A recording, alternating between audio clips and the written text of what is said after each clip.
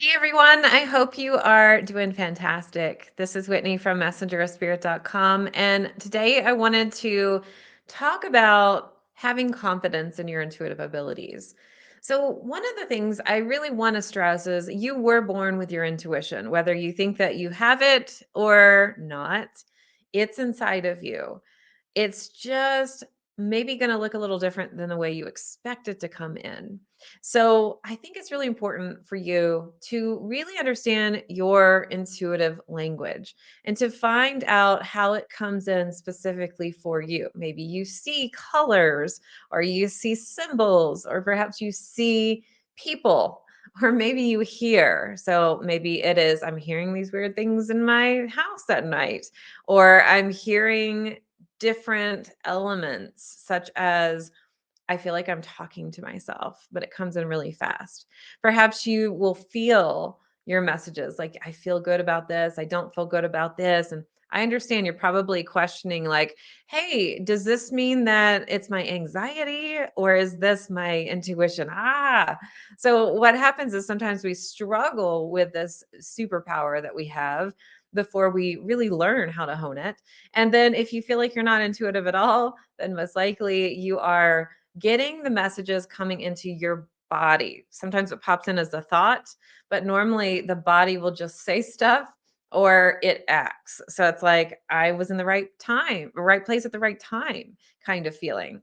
So in order to really have confidence in your intuitive abilities, you have to one identify how it comes in for you. And the next thing I'm going to tell you is that you have to be consistent if you want to develop more of that intuitive language.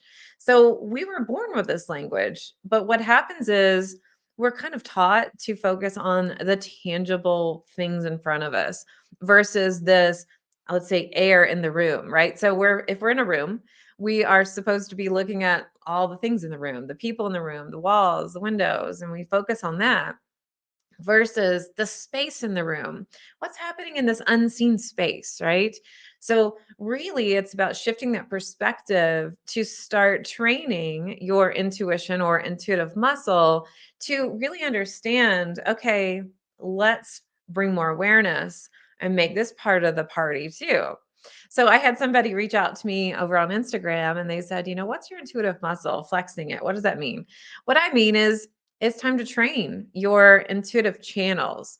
So if you have never exercised in your life and you're like, I'm going to go run a marathon, chances are that's probably not going to work out so well. Or you might try it and be like, nah, it didn't work for me.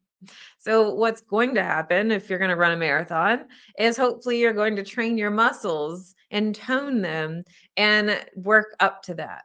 The same with your intuition. So, consistency is going to be really important. So, if you haven't listened already, I have 5 ways to have more confidence in your intuitive abilities. And I'm going to go deeper into that over on my podcast. So if you haven't listened or this is your first time hearing about it, you can go to messengerspirit.com/podcast to find out more about how to really have that confidence because I've seen too many people second guessing themselves, or they think that they don't have it, or they think it's only for certain people.